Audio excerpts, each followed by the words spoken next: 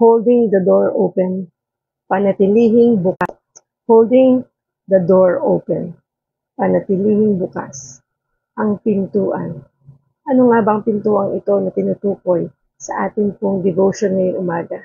Yan po ay matatagpuan sa 2 Peter chapter 3 verse 9. Kung kaya't tunghayan po ninyo at sabayan ako sa ating pong devotion ngayong umaga.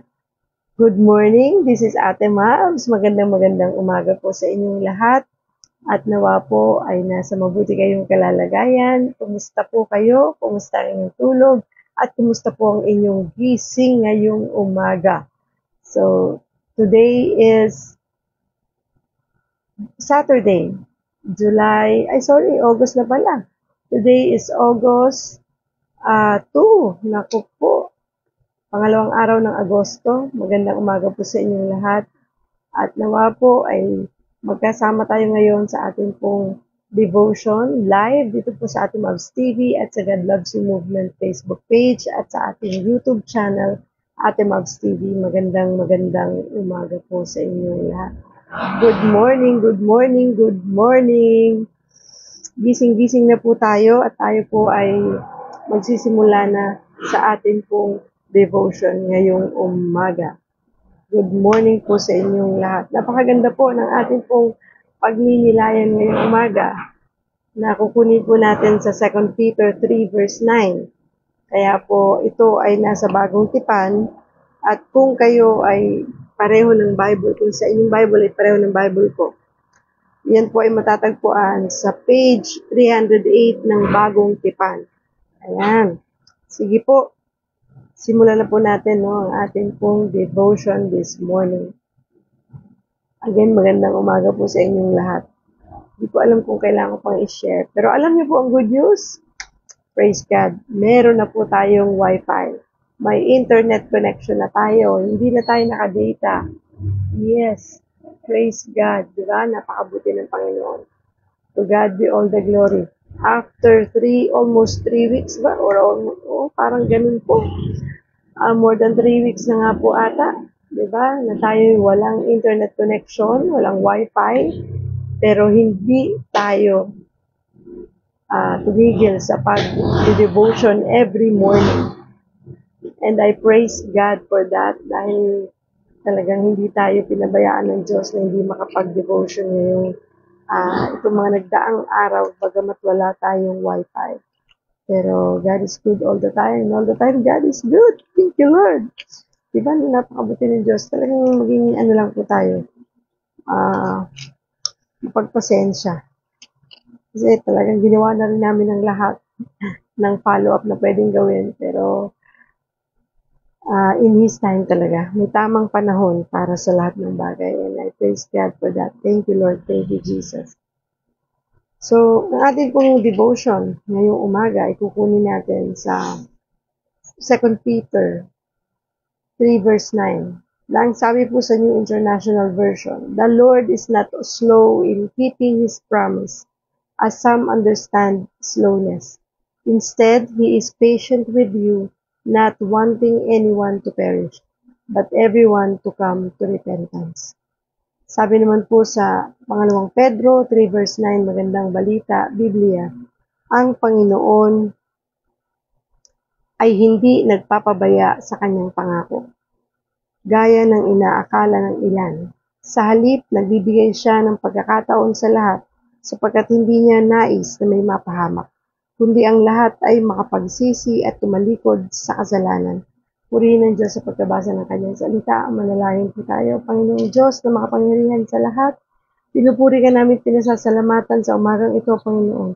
Ikaw ang tunay na Diyos. Wala kang katulad, Panginoon. Ikaw ang may likha ng langit at lupa.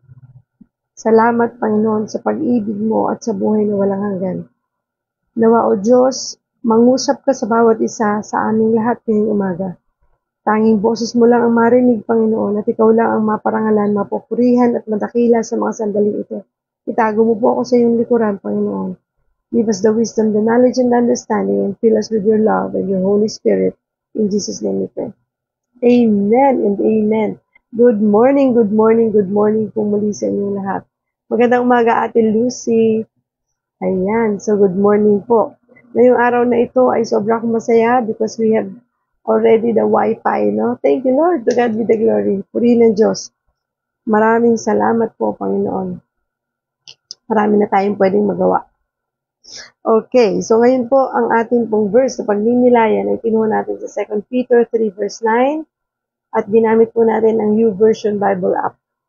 So sabi po sa New International Version, the Lord is not slow in keeping His promise, as some understand slowness. Instead, He is patient with you, not wanting anyone to perish, but everyone to come to repentance. Sabi naman po sa 2 Pedro 3 verse 9, magandang balita, Biblia. Ang Panginoon ay hindi nagpapabaya sa kanyang pangako gaya ng inaakala ng ilan.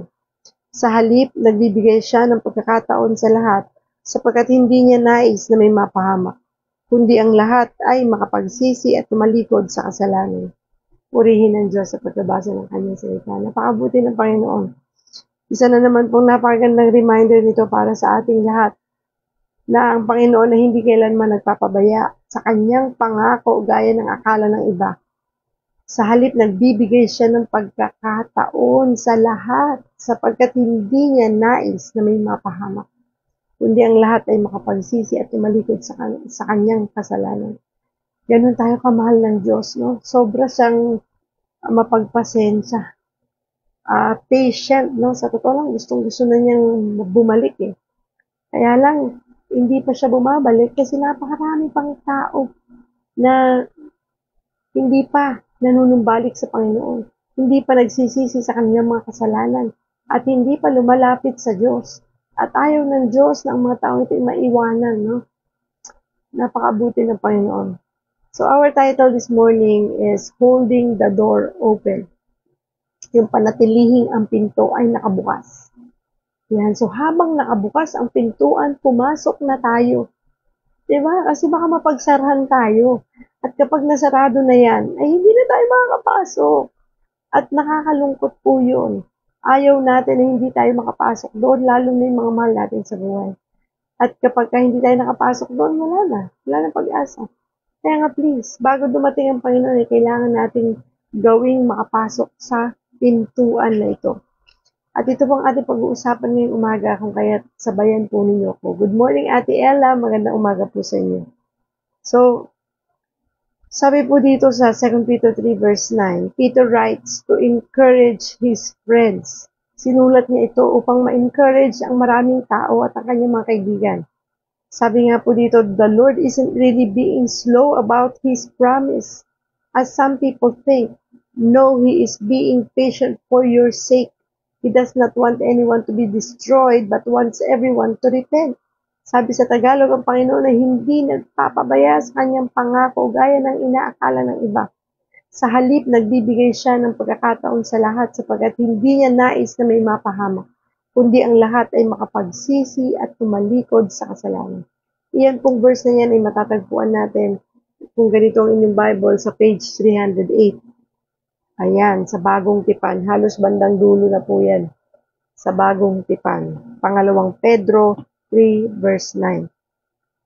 So, ito po ay sinabi ni Pedro sa mga kaibigan niya noong panahon na yan. Kasi nangungulit na sila na para bang asa na ang Diyos mo.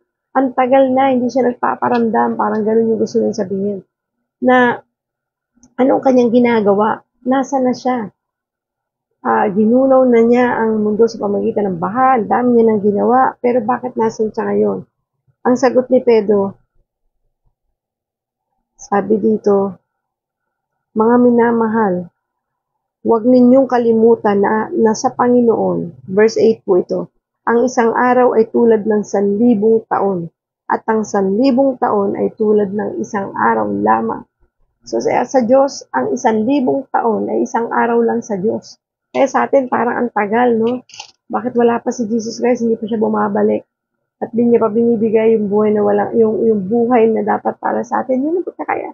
Alam ng iba, akala nila, kailangan dumating muna si Kristo para maranasan nilang buhay na walang hanggan. Naku, hindi po. Kailangan nating tanggapin na si Kristo. Pumasok na tayo sa kanyang pintuan, tanggapin ng kanyang regalong libre bago pa siya dumating. Kasi pag dumating na si Jesus Christ, at hindi pa tayo tumatanggap sa Kanya, wala pa tayong personal na relasyon sa Diyos, ay hindi na po tayo makakapasok sa pintuan, hindi na tayo makakasama sa Kanya, hindi na natin mararanasan ang buhay na walang hanggan. Hindi po kaligtasan ng pagbabalik ni Kristo. Kasi nung unang pagpunta niya rito at nung nagkatawang tao siya, yun yung kaligtasan sa pamamagitan ng kanyang bugtong na anak. Di ba po? Hindi po sa pagbabalik ni Kristo ang kaligtasan. Yung pagbabalik po ni Kristo ay judgment day na po yun. Wala na pong pagkakataon para tayo ay makahingi pa ng tawad. So, wag nating hintayin, no? Darating naman si Jesus Christ, ililigtas niya ako pagdating niya. Hindi po siya parang hero, no? Na superhero na darating siya, yung pagbabalik niya, yun ang inaasahan natin. Hindi po. Ngayon pa lang na habang tayo'y nandito sa mundo at hinihintay ang kanyang pagbabalik, ay dapat na tayong gumawa at sumunod sa Panginoon. Ngayon na, di ba? Kung ito'y naririnig ninyo, ito na yung pagkakataon natin upang magbalik loob sa Diyos. Di ba po? Dahil sabi ng Diyos, totoo ang kanyang pangako. Yan yung sinasabi niya dito sa ating verse. Nagbibigay siya ng pagkakataon sa lahat sapagkat hindi niya nais na may mapahamak. Habang binibigyan tayo ng pagkakataon ng Diyos ngayon upang magbalik loob sa Diyos, magsisi na sa ating mga kasalanan, humingi na ng tawad, at aminin tayo nagkasala, tanggapin si Kristo bilang Diyos at tunay natin tagapagligtas, ito na ang pagkakataon. Di po ba? Huwag na natin patagalin sapagkat di natin alam kung kailan ang kanyang pagbabalik sapagkat sabi ng verse 10, no? Same chapter 3 ng 2 Peter. Ngunit ang araw ng Panginoon ay darating tulad ng isang magnanakaw. Sa araw na iyon, ang kalangitan ay biglang mawawala, kasabay ng isang malakas na ugong. Matutupok ang araw, buwan at mga bituin. Ang mundo at ang lahat ng mga bagay na naririto ay mawawala. So, babalik siya dito, hindi para bigyan tayo ng pagkakataong maligtas. Tayo ay talagang magugunaw na ito. Diba? At yung mga hindi pa nakakilala sa Panginoon, maiiwanan talaga sila. At nakakalungkot po yun. Kaya nga po, double time tayo. Malapit na at hindi natin alam kung kailan. Sabi nga dito ay tulad ng isang magnanakaw ang kanyang pagdating. Di ba ang magnanakaw, di naman nagpapaalam yan eh. Di ba? Pag pupunta yan sa isang lugar na nanakawan yan, bigla lang siyang dumarating. Di ba? Talagang darating siya ng walang nakakaalam. At ang sabi pa dito, Peter is reminding them that the world in its present state won't last forever. Walang forever sa mundong kung saan tayo naroon ngayon. Lahat po ito ay temporary lamang. Lahat ito ay pwedeng mawala ng isang iglap lang sa pagbabalik ni Kristo. Kaya po huwag tayong masyado na kumapit sa mundong ito na parang ito na yung minamahal natin na parang this is your forever. Kahit na tao pa yan, bagay pa yan, gamit yan o whatever, huwag kang kumapit dyan sapagkat yan ay lahat ay temporary. We look forward to the day when the new heavens and new earth will arrive and all evil, suffering, and death will pass away. Ang inaantay natin at talagang inaabangan natin ay yung bagong kalangitan at ang bagong mundo na darating.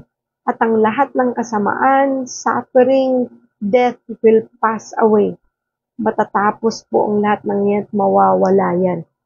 Diba? Kaya lang, kailangan nating masiguro na makakasama tayo doon sa bagong mundo, sa bagong kalangitan na ipinangako ng Diyos sa atin. Sabi nga po dito sa verse 12,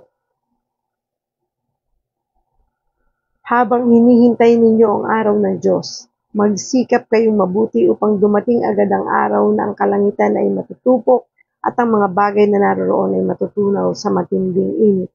Subalit ayon sa pangako ng Diyos, naghihintay tayo ng bagong langit at ng bagong lupa na paghaharian ng katuwiran. Praise God, di ba? Yun ang hinihintay natin. Kung tunay nating nakikilala ang Panginoon at alam natin ang kanyang mga pangako at ang kanyang mga salita mula sa kanyang aklat, ay alam natin kung anong hinihintay natin. At naiintindihan natin, ang hinihintay natin ay yung kanyang pagbabalik upang tayo ay makasama na niya. Hindi para itubos tayo sa ating mga kasalanan, sapagkat tapos ng kanyang pagtubos sa ating mga kasalanan nang siya'y napako sa krus. At hindi na po niya yun uulitin sa kanyang pagbabalik. Tapos na yun. Kaya nga ngayon ay habang hinihintay natin siya, ay siguruhin natin na tayo ay ligtas na sa pamamagitan ni Kristo. Siya pong magliligtas sa atin nung siya'y tinubos, nung tinubos tayo sa krus ng Kalbaryo. Hindi po ba? Napakabuti ng Diyos at napaka totoo ng Diyos sa kanyang mga pangako. Thank you, Lord. Maraming salamat po, Panginoon. But our time holds especially characteristic. It's a chance for people to repent and find salvation. Patayin ko lang po ang exhaust. Ayan. But our time holds a special characteristic. It's a chance for people to repent and find salvation. Ito na yung chance natin, mga tao, na mag-repent, magsisi sa ating mga kasalanan, at makita ang kaligtasan mula sa Diyos. Ito, ngayon, hindi po sa pagbabalik ni Kristo. Kasi kaya nga po napansin nyo, ang halos karamihan ng pagtuturo sa online, maging sa inyong church, sa inyong mga nakakausap na tunay na mga nasa Panginoon, ay walang ibang binabanggit, kundi ang kaligtasan ng Diyos. Sapagkat hindi po natin alam kung kailan siya darating. Diba? Tulad nga ng isang magnanakaw ang kanyang pagbabalik. So, anytime. Diba? Pwedeng mamaya, pwedeng bukas, pwedeng sa isang linggo, sa isang araw, sa isang buwan, sa isang taon, ang kanyang pagbabalik. Huwag na natin hintayin na pagbalik na ng Kristo, ano lang ako magbabalik loob sa Kanya. Wala na pong pagkakataon. Sa totoo lang. Hindi na po tayo mabibigyan ng pagkakataon sa Kanyang pagbabalik. Kaya nga po sobrang patient ni Lord, di ba? Sabi sa English, the Lord is not slow in keeping His promise as some understand slowness. Instead, He is patient with you, not wanting anyone to perish. Kasi ayaw ng Diyos na mapahamak tayo. Kaya sobra siyang mapagpasensya na kahit gusto na niyang bumalik, hindi pa siya bumabalik kasi hindi pa tayo handa lahat. Ang dami pang taong dapat mag-repent at makita ang kaligtasan na nagmumula sa Diyos. Kaya lang ang dami pa rin taong napakatitigas ng ulo. Di ba? Parang lagi sinasabi, hindi pa kami handa para dyan. Hintayin na lang namin si Kristo pagbalik niya sa kami hingi ng tawad. Hindi po yun mangyayari. At yun po yung bagay na dapat natin maunawaan. Ang kaligtasan ay ngayon na. Dapat na natin itong maunawaan. It is by grace we have been saved through faith. Diba? It is not by in our own, but it is the gift from God. A free gift from God. Not by works so that no one can boast. Hindi po yung ngayon magpapakabait na ako kasi pagbalik ni Kristo. Dahil mabait ako, kukunin niya ako. Hindi po. Unless you've been born again. Kailangan tayong ipanganak na muli upang tayo ay makapagbalik loob sa Diyos. Diba? Kasi binigay na ng Diyos eh. For God so loved the world that He gave His only begotten Son, for whosoever believed in Him shall not perish but have an everlasting life. So, binigay na ng Diyos sa kanyang bugtong na anak upang tayo maligtas. Binigay na. So, ibig sabihin nandito na.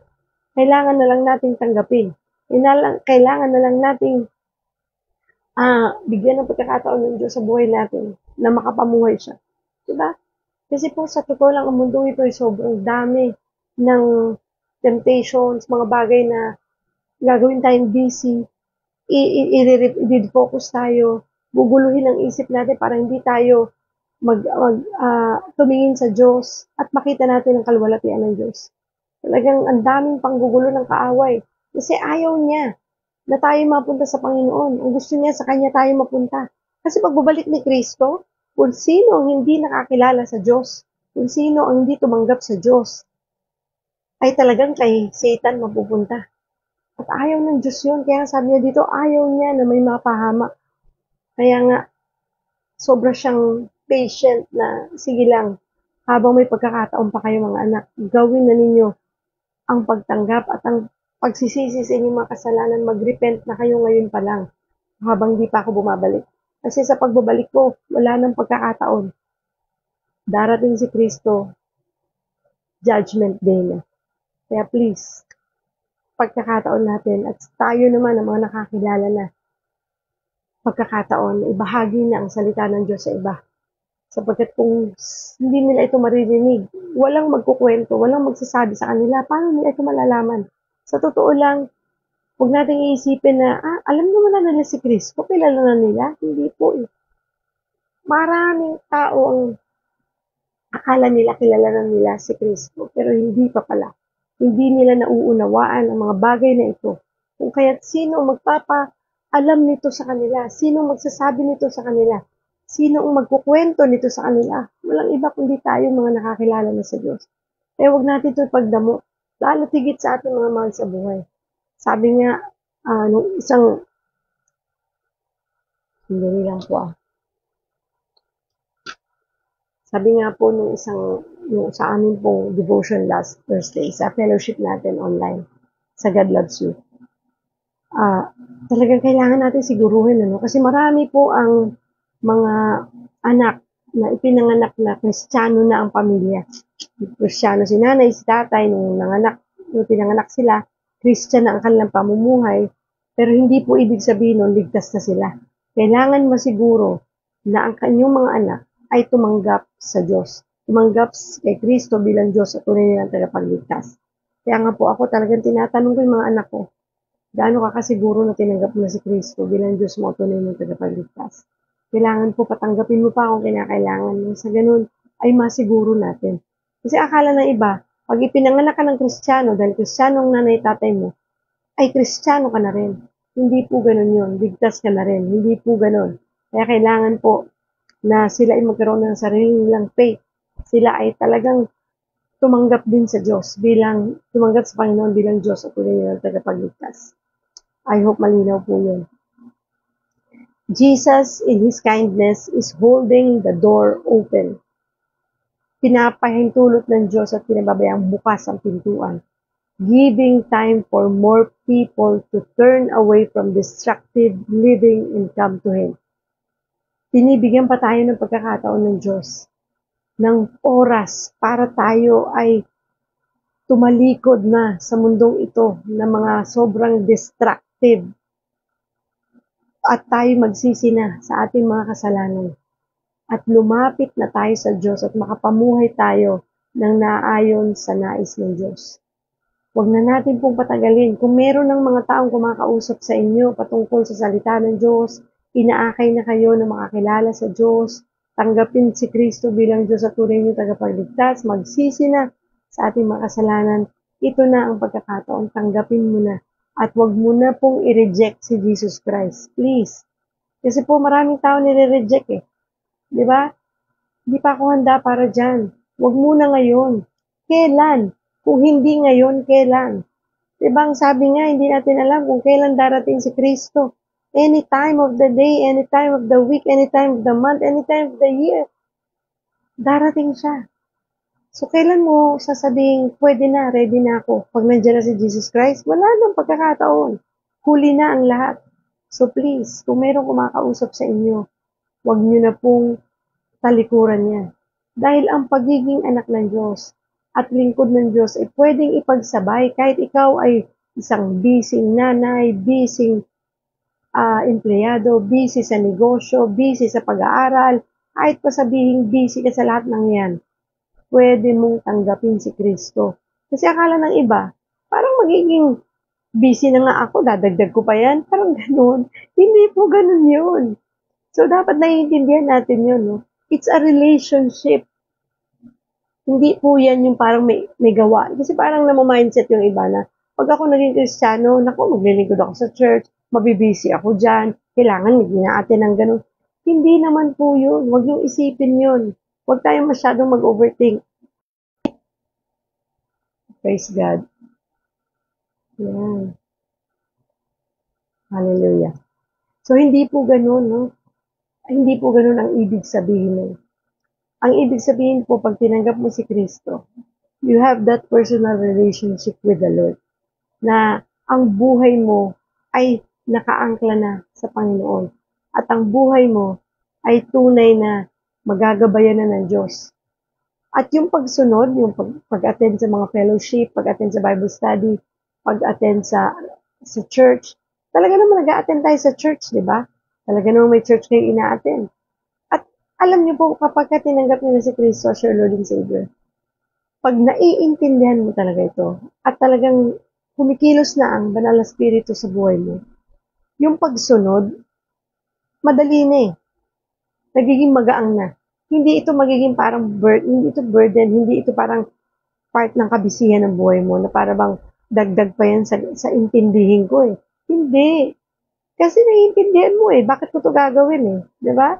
Kasi ipinaliwanag sa iyo ng banal na spirito when you read the Bible, when you attend this kind of devotion, when you attend fellowship, Bible study, lumalalim ka eh.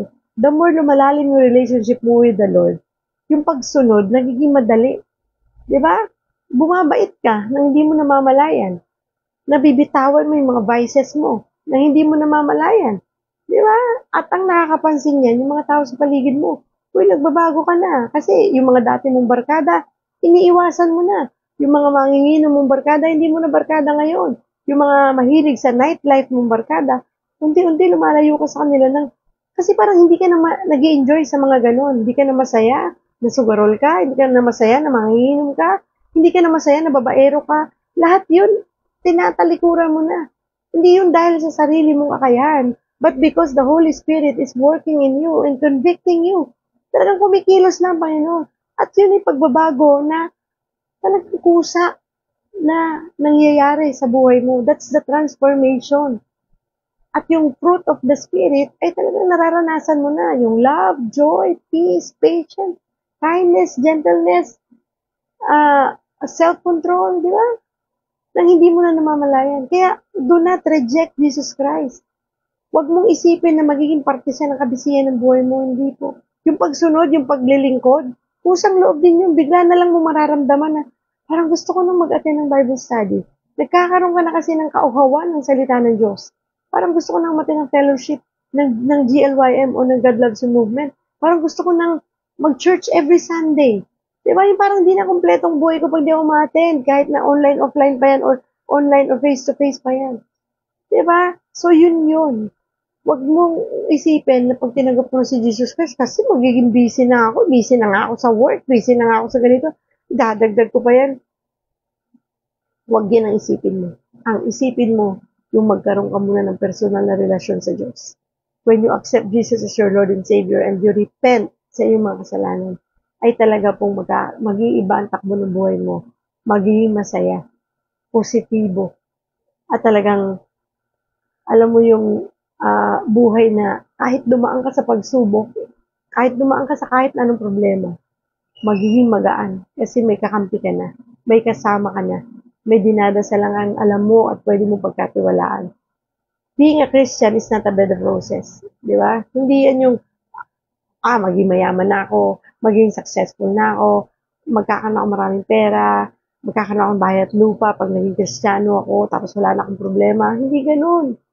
Hindi po ganun. Tuloy ang buhay. Kung ano yung nararanasan mo nung hindi ka Kristiyano, siya rin mararanasan mo ngayong Kristiyano ka. Pareho lang naman din pala, Ate Ma'am, bakit ganun? Kasi ang sinisiguro mo ay yung kaligtasan mo sa piling ng Diyos. At yung buhay na walang hanggan, na wala sa mga taong hindi nakakilala sa Diyos. Na pagdating ni Kristo sa kanyang pagbabalik, dahil ikaw ay nakakilala sa Panginoon, sigurado ka na, silyado ka na, kumbaga sa baka, na tinatakan. Di ba? Ikaw ay may tatak na. Silyado ka ng Diyos. Akin ka. Anak kita. Pagbabalik ko, akin ka. Sa piling kita, makakasama kita. Ikaw ba? Sigurado ka na ba sa seal na meron ka? Silyado ka na ba? How about your family? How about your children? Di ba? How about your friends, your relatives? Gaano kasiguro na sila ay selyado na sa pagbabalik ni Kristo, yun yung titingnan niya. Ito bang batang to? Ito bang anak ko to? Selyado, akin to. Di ba? Ang sarap nun. Masiguro mo na sa pagbabalik ni Kristo, makakapiling kita, Lord, sa bagong mundo, sa bagong lupa, sa bagong kalangitan. Yun yung kaligtasan na ating pong gustong ibahagi sa inyong lahat na sana maunawaan natin. Kailangan natin magmadali, mag-double time kasi malapit na siyang bumalik. At sa kanya pagbabalik, kailangan handa ka. Handa ang iyong mga mahal sa buhay. Para lahat tayo doon pupunta. Huwag ka masyadong magpakabisi sa pagpapayaman. Hindi masamang yumaman, hindi masamang kumita. Kailangan natin yan eh.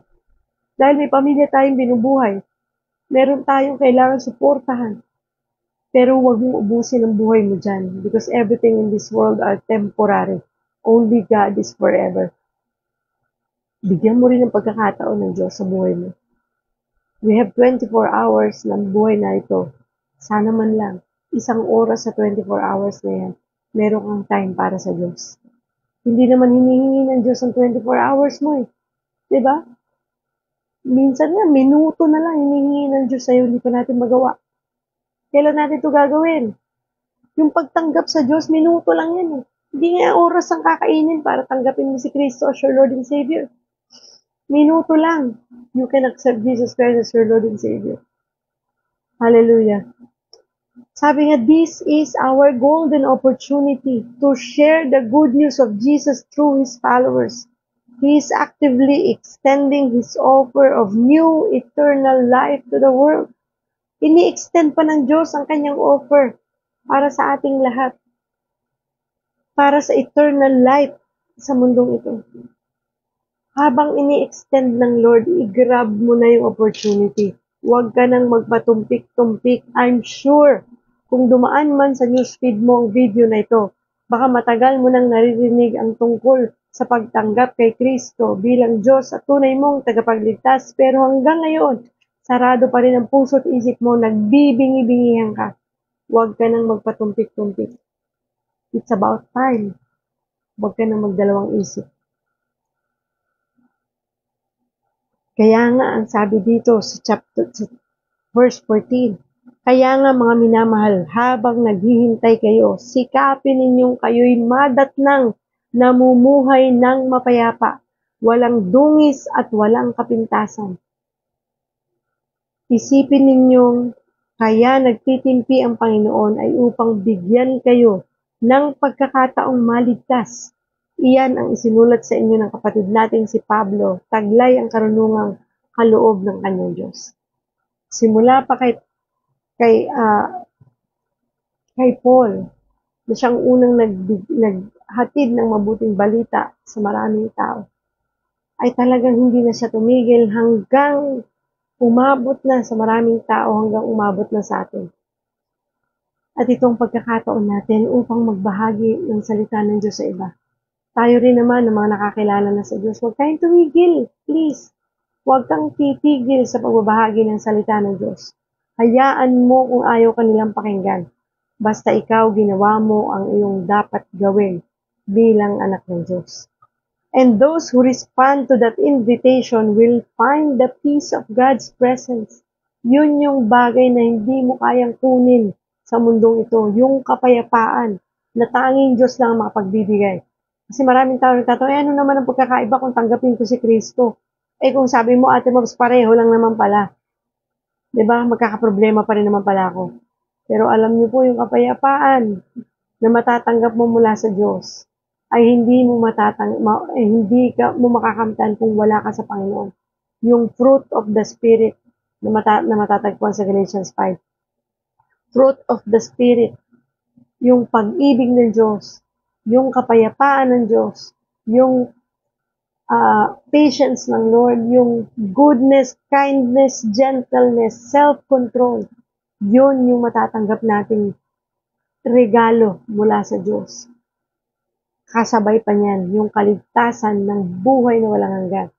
Talagang, grabe no? Sabi mo kung ako merong ganong offer, tatanggapin ko na. Kakapagod ng walang kapayapaan, nakakapagod yung laging stress, nakakapagod yung laging nag-aalala, nakakapagod yung laging natatakot, nakakapagod yung pagod ka na nga physically, pagod ka pa mentally, pagod ka pa emotionally. Diba? Kasi yung pagod physically, pwede mo yung ipahinga, diba? Pwede kang mag-staycation, pwede kang matulog maghapon, diba? Pero yung pagod, emotionally, mentally, ang hirap pong pagpahingahin yan. At ang tunay na makapagbibigay lamang ng kapahingahan sa emotions and mental natin ay ang Panginoon lamang.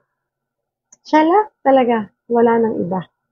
Kaya po, please, they'll have access, no? Yung mga taong tatanggap sa Panginoon, they'll have access to joy that can't be taken away. Yun pa pala yung kagalakan, nakalimutan kong banggitin, yung joy. Diba? Yung kagalakan na kahit may problema ka, may kagalakan. Kahit na may pagsubok, may sakit karamdaman, o kahit namatayan ka pa, may kagalakan na hindi mo maintindihan. Bakit nalulungkot ako, pero may kagalakan. Diba? Nagdadalamhati ako, pero may kagalakan.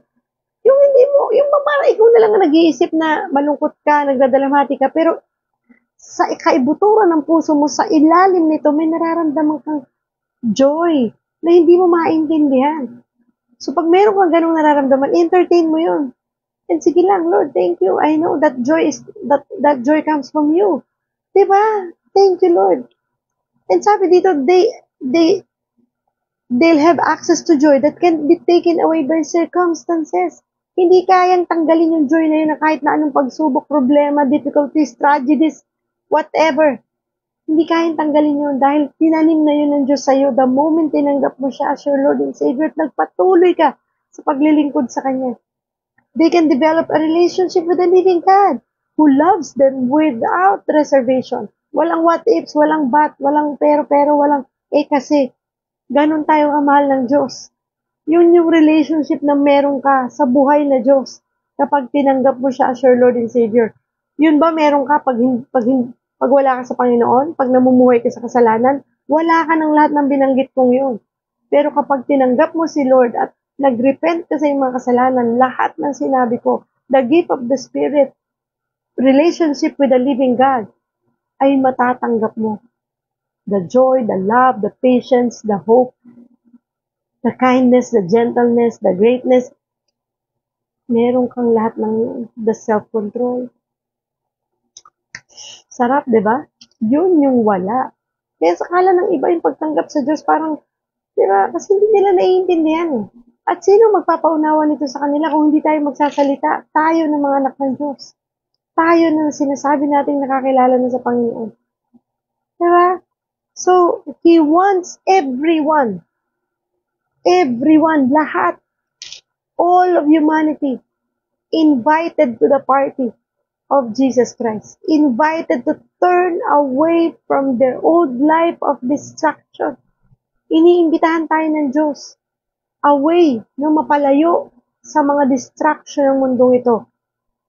Diba? Hindi, ate ma'am, sabihin ba, pag lumapit na ako sa Panginoon, tatalikuran ko na yung trabaho ko, hindi. Walang ganon. Hayaan mo lang muna ang Panginoon na kumilos sa iyong buhay. Even your vices, hindi naman sinabi na, sa totoo lang, di ba, napansin niyo, wala naman specific na nakasulat sa Bible na tanggalin mo ang sigarilyo dahil ito ay, wala, yung eksaktong word, walang ganon. Pero bakit yung mga tao, na nung tinanggap nila si Kristo as their Lord and Savior, tinanggal nila yung paninigarilyo? Wala naman silang nabasa tungkol doon. It's because yung pagkilos ng Panginoon sa kanilang buhay at yung Holy Spirit na laging nagko-convict sa kanila na sa tuwing sisindihan nila yung sigarilyo na yan, ay pinaaalalahanan sila sa pag-ibig ng Diyos. At yung sigarilyo na yan ay magiging dahilan upang ikaw ay magkasakit, na hindi yan magiging mabuti para sa'yo. Dahil doon, kaya mo ito bibitawan. Dahil unang-una, maiintindihan mo na sa pagsunod sa Diyos, nandoon ang pag-ibig. Mahal mo ang Diyos kaya susunod ka. Kaya bibitawan mo to. Automatic mo may bitaw Nawawala yung panlasa mo doon. Kasi naiintindihan mo kung ano ang iyong pagiging tunay na anak ng Diyos. Kung tunay na anak ka ng Diyos, talagang iyang mga yan, bibitawan mo yan. Nang walang pagtatanong, parang nawawalan ka na ng gana sa mga ganun. Yung barkadahan, panginginom, yung pagsusugal, yung nightlife, yung bar hopping, wala na sa'yo yun. Di ba?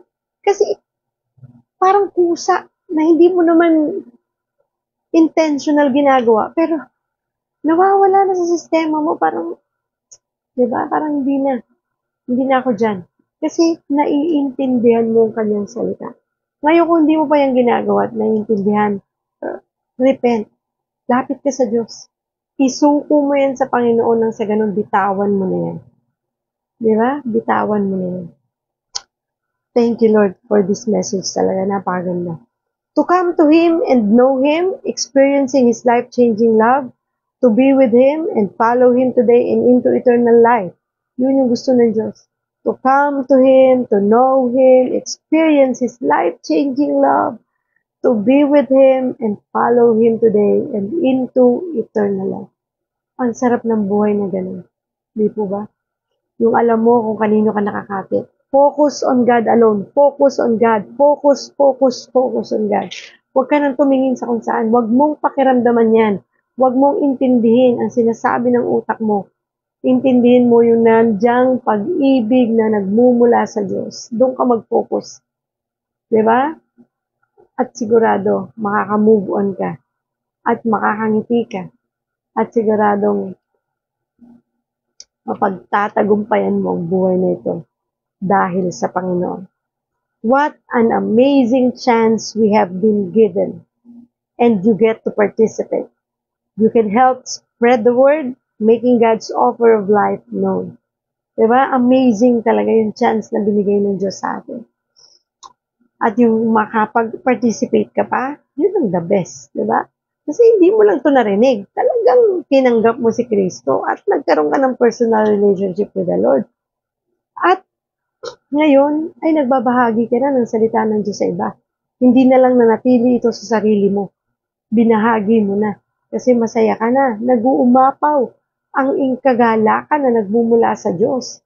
Kasi alam mo kung kanino ka naglilingkod. Dahil at the end of the day, sa pagbabalik ni Kristo, alam mo, may selyo ka na. Silyado ka. Diba? Kasama mo ang Panginoon sa kanyang pagbabalik. At kung hindi natin babahagi yan sa iba, sino magbabahagi sa kanila? Di po ba? Please, let's do our part. Jesus came to offer redemption to all who would come. The gospel of Jesus Christ is good news for all people. Good news po talaga yon. Napakagandang balita para magkaroon ka ng kapayapaan, kagalakan, pag-ibig, ng pag-asa. Diba? Grabe, good news yun. At yung maligtas ka pa, magkaroon ka ng buhay na walang hanggan habang nandito ka pa sa lupa, ay sobrang good news po yun. At patawarin ka sa lahat ng kasalanan mo, sa kahit na ano pang kasalanang nagawa mo, mag-repent ka lang, magsisi ka lang. Napakagandang offer. Di ba po, no? Sabi nga, thank you Lord. Thank you Lord for this good news. And the time to share it is now. Will you do it? Gagawin mo ba ang magbahagi nito sa iba ng mabuting balita ng Diyos? It's about time. Huwag na natin patagalin. Kaya nga salamat Lord, no?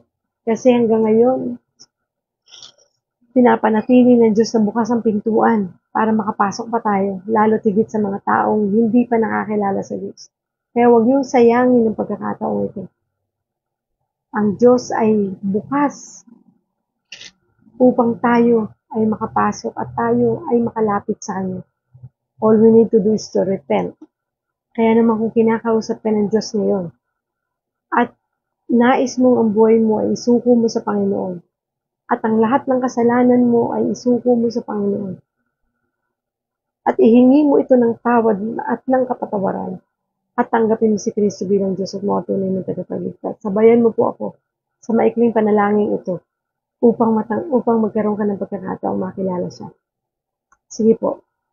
Panginoong Hesus, Panginoong Diyos na makapangyarihan sa lahat. Maraming salamat sa pagkakataong ito, Panginoon, na ako ay binibigyan mo ng pagkakataong maihingi ng tawad ang aking mga kasalanan. Mga kasalanang matagal nang nananatili sa aking puso. Patawarin mo po ako, Panginoon.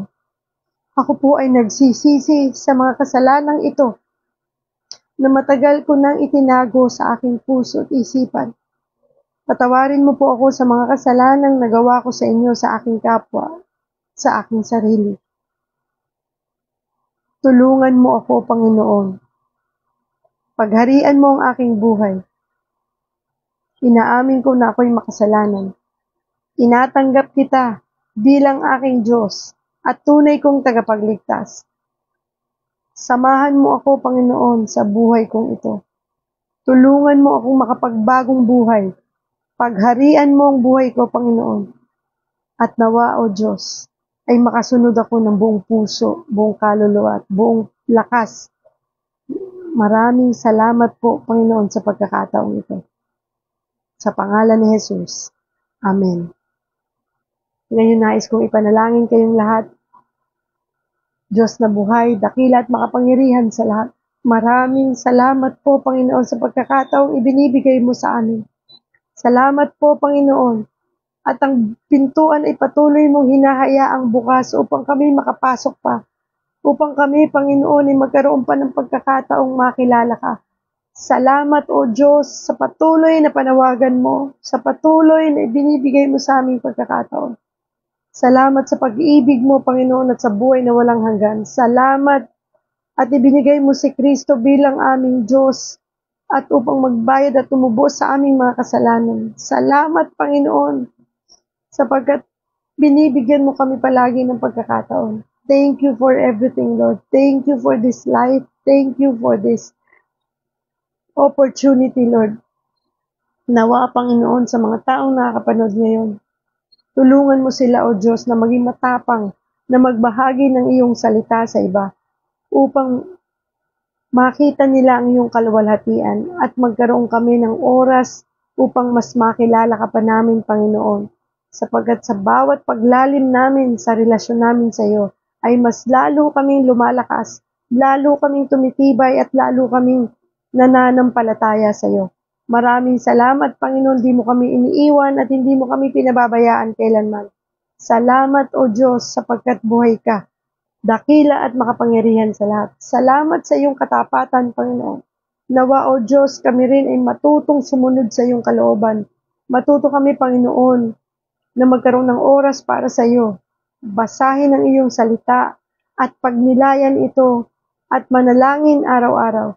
Maraming salamat sa buhay mo, sa buhay ng lahat ng taong nanonood ngayon, Panginoon. Pagpalain mo po sila, O Diyos. Tulungan mo sila, Panginoon, na matutong laging sumunod sa iyo. Thank you for everything, Lord God. We praise you, Lord. I-bless mo po, Panginoon, ang ating Mavs TV family, ang God Loves You Movement Ministry, ang God First Christian Ministry International, at ang Global Life University. I-bless mo, Panginoon, ang bawat panalangin namin, Panginoon, ay dinggin mo, O Diyos. Thank you for everything, Lord God. Lahat ng may karamdaman, Panginoon, na lumalapit sa iyo, bigyan mo po ng pag-asa, kalakasan. Mga may stroke, may sakit sa puso, sakit sa baga, sakit sa kidneys, sakit sa kanilang utak, Panginoon, kung may mga taong may mga cancer, may mga PCOS, liver problem, Lord God. I know, Jesus Christ, tapat ka sa iyong mga pangako na kami ay iyong kayang pagalingin tulad ng iyong pagpapagaling sa mga taong may karamdaman noong unang panahon pa. Salamat sa iyong kapangyarihan, Panginoon. We claim healing in Jesus' name. Thank you, Father God. Ganun din sa mga taong may problem sa kanilang mga finances, Lord. Bless them, Lord, financially. Tulungan mo sila, Panginoon. Pagpalain mo, bigyan mo sila ng pagkakakitaan, Panginoon. Gamitin mo ako, Panginoon. Gamitin mo ang mga taong pwede na makatulong sa kanila. I know, Father God, that you are more than enough. I-bless mo, O Diyos, ang mga tao na mas lalo pang lumalim sa iyong salita, lalo pang magbasa ng iyong salita, Panginoon. Salamat for everything, Lord. Tulungan mo kami sa araw-araw, Panginoon. Nagpapasalamat po ako dahil palagi mo kaming pinapatawad sa aming mga kasalanan. Thank you, Lord. Thank you, Jesus. We love you, Lord. We praise you and we honor you. And we bring back all the glory and praises. In Jesus' name we pray. Amen and amen. Thank you, Lord. Thank you, Jesus. Maraming salamat po, Panginoon. Napakabuti mo, Panginoon. Wala kang katulad, Lord. Thank you. Maraming salamat po sa inyong lahat. Thank you po sa mga sumabay sa ating pong devotion this morning. And I hope na i-share po ninyo ang video na ito upang marami po ang makaalam patungkol sa mabuting balita at na kailangan nilang bilisan. And also, salamat din po sa mga patuloy na nagbabasa ng ating pong daily Bible Reading Challenge sa Book of Proverbs. And sa mga hindi pa nakapollow, mag-follow po kayo please sa atin pong Ate Mavs TV Facebook page at sa God Loves You Movement Facebook page. And please do subscribe sa ating YouTube channel, Ate Mavs TV, kasi doon po natin ilalagay yung mga videos natin. Maraming salamat po sa inyong lahat. Abangan po ninyo yung mga kwentuhan with Ate Mavs na gagawin po natin sa mga susunod na linggo, araw, kwentuhang pangkalusugan, kwentuhang espiritual at kwentuhang pangkabuhayan. Maraming salamat po sa inyong lahat. God bless po sa inyo. See you all again to Monday. Sunday po pala bukas. Don't forget to attend your worship service. Saang simbahan man kayo nag-a-attend, please, huwag niyong a-absenan yan. Umattend po kayo with your family and spend your Sunday with the Lord and with your family. Thank you po. Family Day bukas and God's Day. Thank you. God bless everyone. See you all again on Monday. Always remember, God loves you. Thank you po sa lahat ng nanood. Ate Yesha, thank you for tagging your friends. Thank you sa iyong pag-share. Thank you kay Ate Lucy. Thank you kay Kuya Alan. Thank you Ate Marilyn Bautista. Thank you Ate Ella. Thank you po sa inyong lahat. God bless. God loves you.